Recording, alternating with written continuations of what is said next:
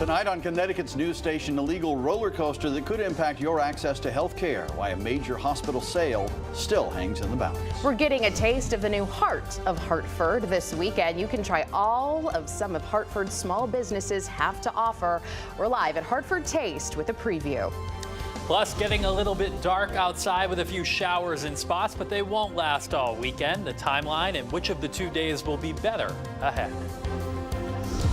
And women are taking over tackle football. We're checking out a Connecticut team as they wrap up their very first season.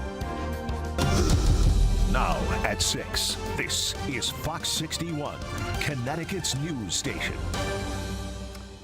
Good evening and thanks for joining us for the Fox 61 News at 6. I'm Brent Harden. And I'm Sarah Sanchez. The legal roller coaster keeps on rolling. The ongoing saga of the pending sale of 3 hospitals in Connecticut takes another turn. Yeah, Manchester, Rockville General, and Waterbury hospitals are all owned by Prospect Medical Holdings.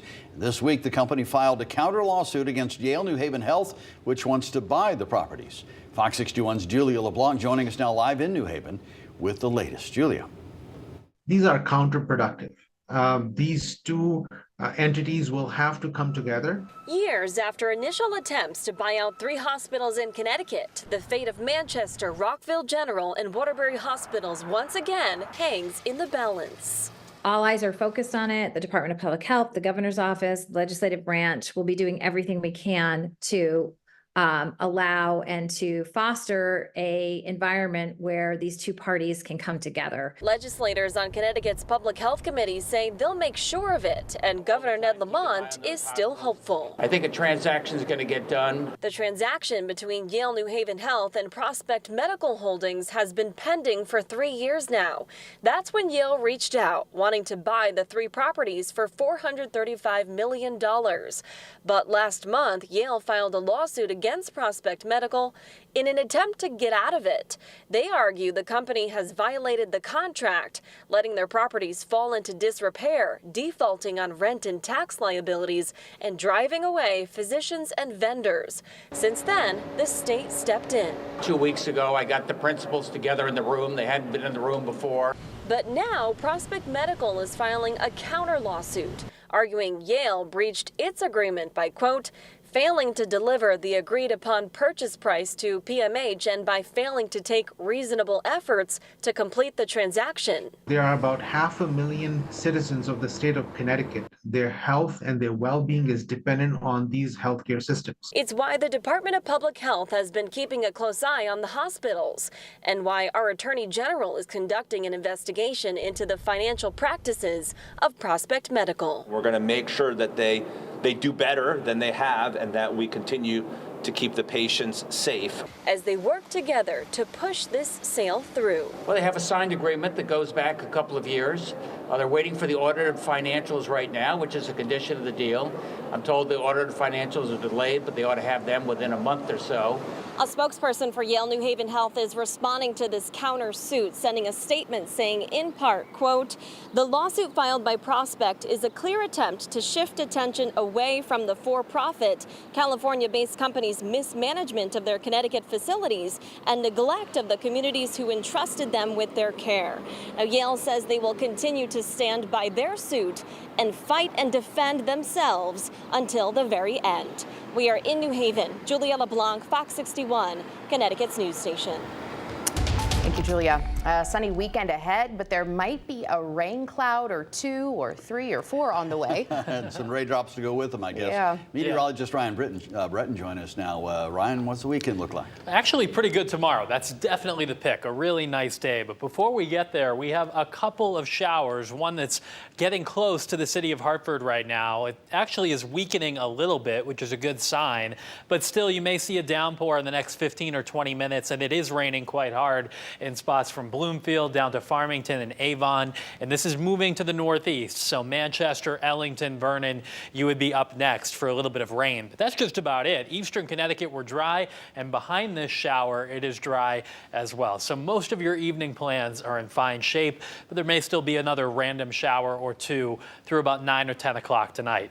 Comfortable tonight with temperatures dropping into the 50s to around 60. And then a beauty of a day tomorrow.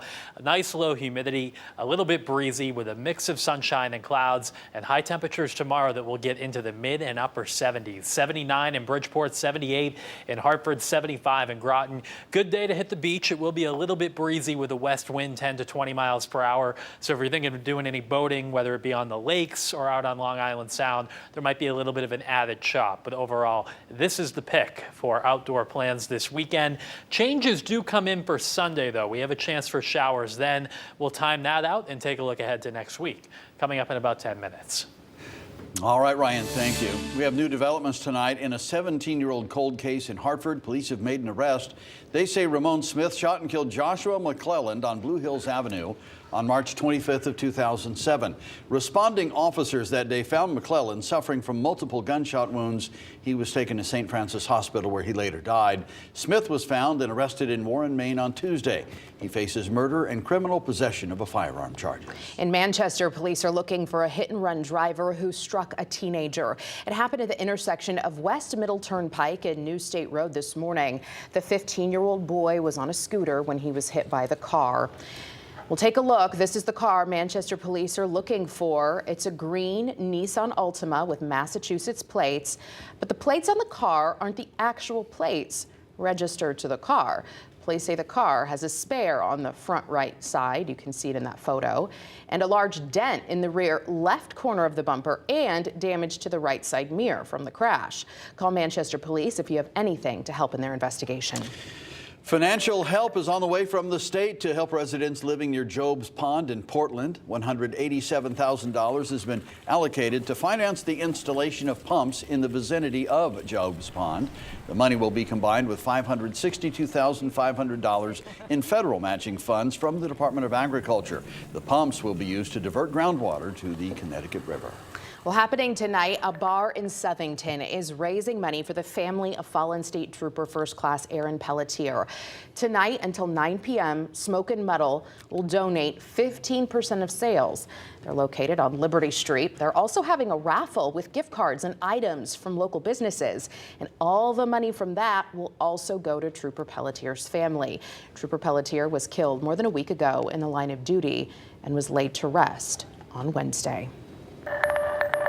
Now for a Fox 61 follow-up here. Great news for Hamden Middle Schools. The sports programs were in danger of being cut, but Quinnipiac University came to the rescue. We first told you about Hamden's budget deficit earlier this week. We've now learned middle school sports will continue next year, thanks to a generous donation from QU.